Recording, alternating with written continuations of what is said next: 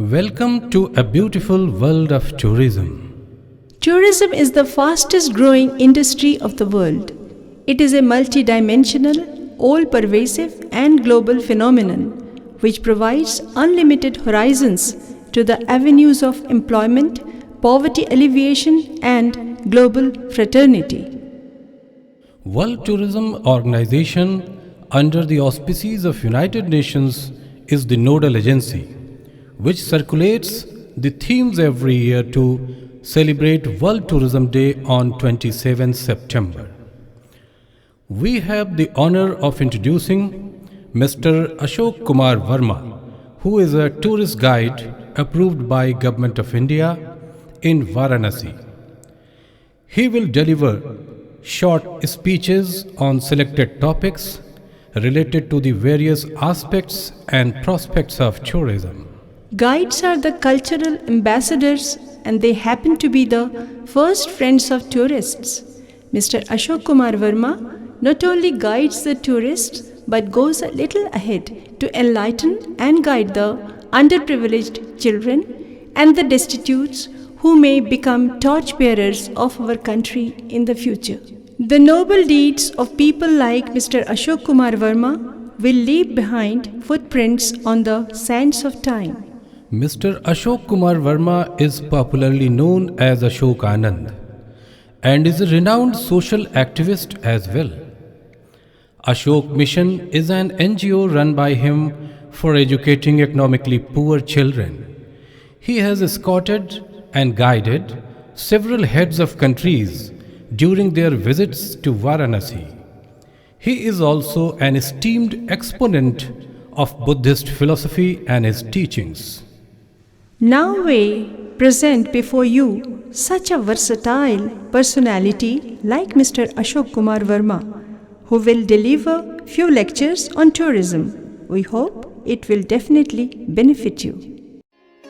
विकास और पर्यावरणीय सुरक्षा में शाश्वत संबंध। पर्यटन और पर्यावरण साथ साथ चलते हैं, ये एक दूसरे के पूरक हैं। पर्यटन एक ऐसा उद्योग है जो किसी भी राष्ट्र के आर्थिक विकास का मार्ग प्रशस्त करता है। पर्यावरण को बिना हानि पहुंचाए पर्यटन उद्योग लोगों के लिए खुशहाली लाता है। योजनाबद्ध तरीके से पर्यटन का विकास पर्यावरण का संरक्षण करता है, सांस्कृतिक और प्राकृतिक विरासत को संरक्षित करता है, सफाई और स्वास्थ्य की ओर सजग रहता है। भारत के पास वैसे भी घुमक्कड़ों और जिज्ञासुओं को देने के लिए अथाह सांस्कृतिक और प्राकृतिक संपदा है। एक ओर महा हिमालय की अप्रतिम शोभा है तो दूसरी ओर समुद्र की लहरों की गर्जना, मीलों तक पांव पसारे जंगल, जंगलों को गुदगुदाते उनकी गोद में क्रीड़ा करते जीव जंतु, ताजमहल, कुतुब मीनार, लाल किला, खजुराहो, अजंता व अलोरा जैसे स्मारक और वाराणसी जैसी सांस्कृतिक राजधानी क्या नहीं है हमारे पास पर्यटकों को परोसने के लिए। विरासत में हमें मिली है ये सब नायाब दौलत, लेकिन विकास के इस दौड़ में क्या हम इसे सजोकर सुरक्षित रख पाएंगे? क्या आज की शस्य श्यामला भारत भूमि कल भी अपनी उसी सुंदरता और आकर्षण को बनाए रख पाएगी? इन प्रश्नों के आने पर हम किंग कर्तव्यमूढ़ हो जाते हैं और हमारे सामने कई सवाल आकर खड़े हो जाते हैं।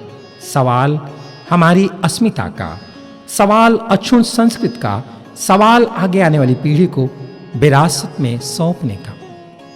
भौतिकवादी आदमी की महत्वाकांक्षाएं उसे विकास की घुट्टी पिलाती रहती हैं और वो विकास का नाम का दिन रात जप किया करता है। कैसा विकास? आदमी के लिए विलासिता की सामग्री उत्पादन करने वाली मशीनों का विकास, या बढ़ती हुई आबादी को रोटी उपलब्ध कराने के लिए किए गए उपायों का विकास? विकास की सीढ़ियां तय करने वाले आदमी को अंतिम सीढ़ियों का पता नहीं रहता। चढ़ते जाएंगे और सीढ़ियां बढ़ती जाएंगी। हमें वो सब कुछ दृष्टिगोचर होता है जो विज्ञान ने हमें उपलब्ध कराया है, किंतु हमें वो सब कुछ नहीं दिखाई पड़ता जो विज्ञान ने हमसे छीना है। मशीनों के फौलादी पांवों ने हरियाली छीनी है। सुरम्य वादियों की शांति का अपहरण किया गया है। विकास के वैद्य ने भौतिकता की जड़ी सुंघाकर हमें अपने वशीभूत कर लिया है। अब हमें अपनी परंपराएं, रीति रिवाज, मेले ठेले, तीज त्योहार सब कुछ पुराने लगने लगते हैं। ड्राइंग रूम के कागज के खूबसूरत फूल, television, VCR, CD player, dining table और अति आधुनिक किस्म की गाड़ियों तक सिमट कर हम रह गए हैं।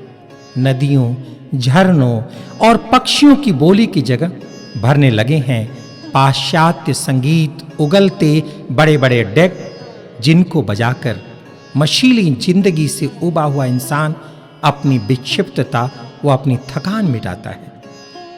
वर्तमान विकास ने हमारी संवेदनशीलता की हत्या कर दी है। हत्या का आरोप विज्ञान पर है, किंतु फैसला अंत में मनुष्य के खिलाफ होगा, क्योंकि वही जिम्मेदार है अपने विनाश के लिए। आज के आदमी ने प्रकृति का अपमान किया है। प्रकृति ने सदियों से हमारे पूर्वजों को जीवन दिया है और हमारे पूर्वजों ने इसकी पूजा की है। पीपल, नीम व तुलसी की पूजा प्रकृति के द्वारा दिए गए वरदानों के प्रति हमारी कृतज्ञता ज्ञापन ही तो है। गाय और गंगा को हमने पवित्रता की ऊंचाइयों पर बैठा दिया। उनकी कसम खाने का मतलब है ध्रुव सत्य। और प्रकृति को अपने पैरों तले रौंदता आदमी प्रकृति, पदार्थ और विज्ञान के परस्पर तालमेल को लगातार नकारता जा रहा है। क्या प्रकृति हमें माफ कर पाएगी? हमें सोचना होगा। इस सृष्टि में जो भी जीव जंतु हैं, उन सब का अपना एक अलग महत्व है। कुछ भी व्यर्थ नहीं। यहाँ प्रकृति संतुलन कायम रखती है। इस प्राकृतिक संतुलन से ही पृथ्वी पर जीवन संभव है। प्रकृति के बलात् दोहन से पृथ्वी का तापक्रम बढ़ सकता है। वृक्षों के कटाव आदि कारणों से समुद्र का तल ऊंचा हो सकता है और अनेक नगर इसमें डूब सकते हैं। मानसून पर प्रतिकूल प्रभाव पड़ सकता है। प्रकृति ने हमें सुरक्षित रखने के लिए वायुमंडल का कवच दिया है। इनके ऊपर भी हमारी सुरक्षा के लिए ओजोन परत है। विषैली गैसें, धुआं, कार्बन मोनोऑक्साइड, क्लोरोफ्लोरोकार्बन आदि ने ओजोन को हानि पहुंचाना शुरू कर दिया है। ओजोन की दरारों से पृथ्वी पर अल्ट्रावायलेट किरणों के पहुंचने पर कैंसर आदि व्याधियों का भी खतरा है। इससे जीवन नष्ट हो सकता है। हमें ऐसा कुछ करना है जिससे आज का विकास कल गालियां न खा सके, बेईमानी न हो सके, विकास के फल का स्वाद आगे की पीढ़ी ले सके और हमें धन्यवाद दे सके। इस संदर्भ में पूरे विश्व को लें अथवा भारत को लें या आइए वाराणसी को ही इस परिप्रेक्ष्य में निहारें, हम पाएंगे हमें बहुत कुछ करना है।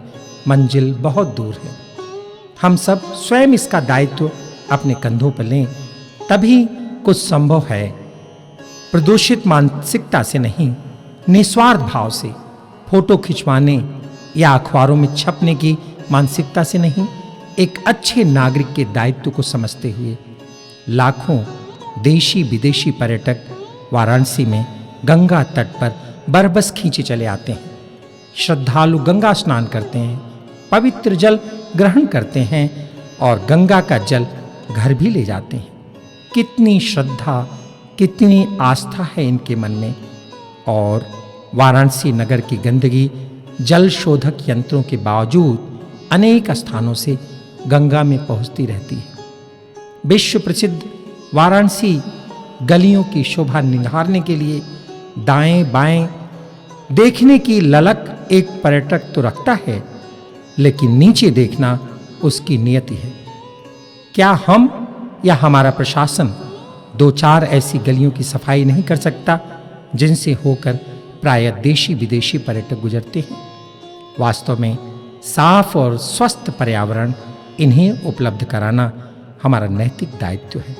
इस नगर में रहने वाले हर वर्ग और हर धर्म के नागरिक का कर्तव्य बनता है कि गोष्ठी, वृक्षारोपण, फिल्म शो, सांस्कृतिक कार्यक्रम आदि के माध्यम से जन जागरण करें, ताकि इस भूमंडल पर मंडराते विनाश के बादल छट जाएं और हमारी पहचान मिटने से बच जाए।